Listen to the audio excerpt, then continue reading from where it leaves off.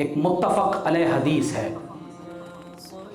اور ایسی حدیث ہے کہ دور جدید کے فتنوں کا اندازہ ہو جاتا ہے۔ حضور علیہ الصلوۃ والسلام کی یہ حدیث حضرت حذیفہ بن یمان رضی اللہ تعالیٰ عنہ سے مروی ہے، صاحب سر رسول اللہ صلی اللہ تعالیٰ علیہ وآلہ وسلم، حضور علیہ الصلوۃ والسلام کے ایسے جلیل القدر صحابی ہیں۔ فرماتے ہیں کہ کان الناس یسألون رسول اللہ صلی اللہ علیہ وسلم عن الخیر، لوگ حضور علیہ الصلوۃ والسلام سے خیر کے بارے میں سوال کر رہے تھے۔ وَكُنْتُ أَسْأَلُهُ عَنِ الشَّرِّ، لوگ خیر کا سوال کر رہے تھے، میں پوچھ رہا تھا کہ شر کیا ہوتا ہے۔ مخافۃ ان یدرکنی، اس خوف سے کہ کہیں کہ شر مجھے نہ پہنچے۔ تو فرماتے ہیں کہ میں نے عرض کی، یا رسول اللہ صلی اللہ علیہ وسلم، ہم جاہلیت کے دور میں تھے، شر کے دور میں تھے، آپ تشریف لے آئے تو اللہ نے ہمیں ہدایت عطا فرما دی۔ حضرت عمر کا وہ قول یاد رکھیے گا کہ جب بیت المقدس فتح ہوا، ابو عبیدہ بن الجراح بھاگتے ہوئے آئے، امیر المومنین حضرت سیدنا عمر فاروق رضی اللہ تعالی عنہ کی نصف پنڈلی تک آپ کو مٹی اور پانی میں آپ کو آپ کی پنڈلیاں نظر آ رہی ہیں، جبہ مبارک میں پیبند لگے ہوئے ہیں۔ تو ابو عبیدہ نے عرض کی کہ اے امیر المومنین، اپنے لباس کو تبدیل کر لیں، غسل فرما لیں، یہ اسقف اعظم پر کیا اثر پڑے گا؟ تو جو جملہ ارشاد فرمایا وہ قیامت تک کے لیے پالیسی سٹیٹمنٹ ہے۔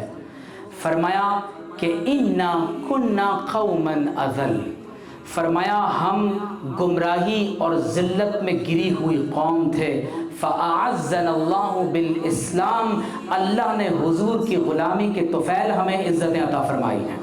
تو حذیفہ بن یمان نے عرض کی کہ ہم جاہلیت کے دور میں تھے، آپ تشریف لے آئے، خیر آ گئی، تو کیا اس خیر کے بعد کوئی شر ہے؟ تو حضور علیہ السلام نے فرمایا کہ نعم، جی ہاں۔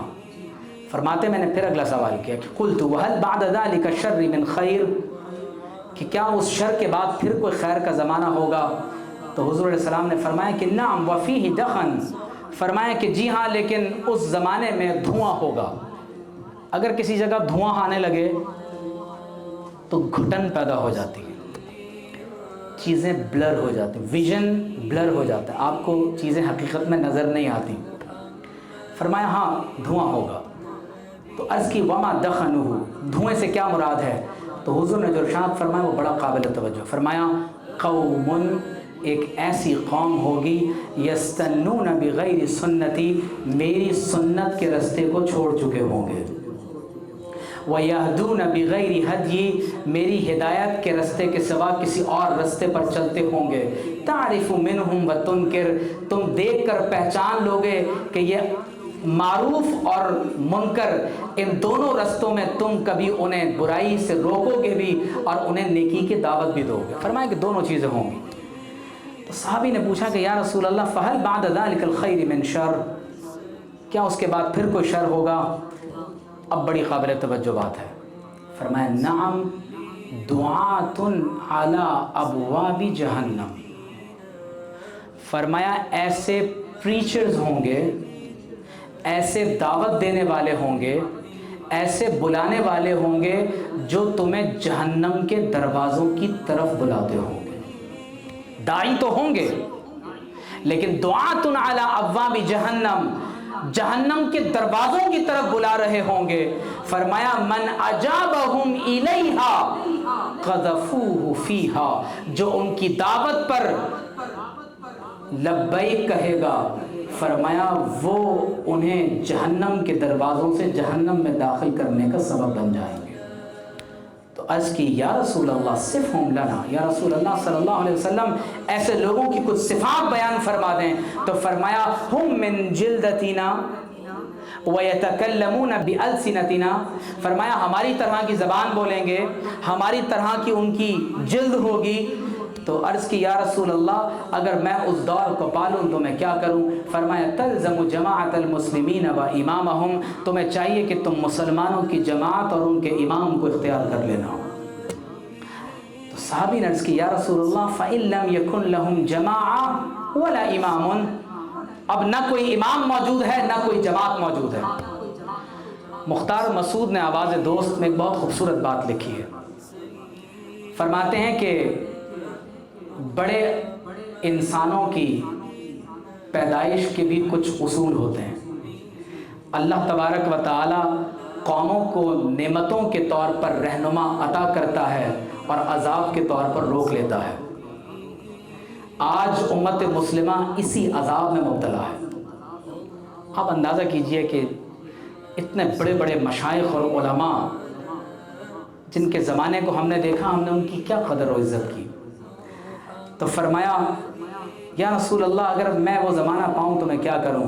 اب جو حضور نے ارشاد فرمایا وہ بہت قابل توجہ ہے۔ فرمایا فَاعْتَزِلْ تِلْكَ الْفِرَقَ كُلَّهَا، فرمایا ان تمام فرقوں سے خود کو جدا کر لینا۔ وَلَوْ أَن تَعَضَّ بِأَصْلِ شَجَرَةٍ، یہاں تک کہ تمہیں درخت کی جڑیں چبا کر زندہ رہنا ہو۔ حَتَّى يُدْرِكَكَ الْمَوْتِ، یہاں تک کہ ایمان بچاتے بچاتے تمہیں موت آ لے۔ وَأَنْتَ عَلَى ذَلِكَ، اور تم اسی کیفیت پر رہو۔ اور حضور علیہ السلام نے فرمایا کہ اس شر کے دور میں جو لوگ جہنم کی طرف دعوت دے رہے ہوں گے، فرمایا نشانی یہ ہے کہ قلوبہم قلوب الشیاطین فی جسمانی انس، فرمایا جسم انسانوں کے ہوں گے لیکن ان کے دل شیطانوں اور بھیڑیوں کے ہوں گے۔ اب علماء اور مشائخ کی ذمہ داری یہ ہے کہ وہ امر بالمعروف کریں، نہیں عن المنکر کریں، دعوت الی اللہ کریں، دعوت الی سبیل اللہ کریں، دعوت الی الرسول صلی اللہ علیہ وسلم میں شب و روز بسر کریں، ابلاغ کریں، تبلیغ کریں، جہاد بالقرآن اور تذکیر بالقرآن کریں، انذار اور تبشیر میں اپنے شب و روز بسر کریں، ورنہ یقین جانیں کہ اپنا اور آئندہ نسلوں کا ایمان بچانا کہ تقریباً ناممکن ہو جائے گا، یہ تقریباً ناممکن ہو جائے گا، کیونکہ لقد کان لکم فی رسول اللہ اسوۃ حسنہ لمن کان یرجو اللہ والیوم الآخر وذکر اللہ کثیرا، اگر محمد الرسول اللہ صلی اللہ علیہ وسلم کے اسوہ حسنہ میں پروردگار عالم نے بہترین نمونہ رکھا ہے تو کس کے لیے ہے؟ فرمایا جو اللہ کا ذکر کثیر کرتا ہو، جو پروردگار عالم سے ملاقات پر یقین رکھتا ہو اور آخرت پر ایمان رکھتا ہو، تو اس کے لیے حضور علیہ السلام کی حیات طیبہ میں ایک بہترین عملی نمونہ موجود ہے۔ اور اگر ہم نے یہ نہ کیا تو یہ گمان نہ کریں کہ اللہ کا دین ہمارا محتاج ہے، نعوذ باللہ من ذالک۔ قرآن میں اللہ نے فرمایا وَإِن تَتَوَلَّوْا، اگر تم نے روگردانی کی اور اللہ تبارک و تعالیٰ کے حکم کو نہیں مانا تو فرمایا یستبدل قوما غیرکم، اللہ تعالیٰ تمہیں تبدیل کر کے ایک دوسری قوم لے آئے گا، ثم لا یکونوا امثالکم، اور پھر وہ تمہاری مانند نہیں ہوں گے۔ سیدی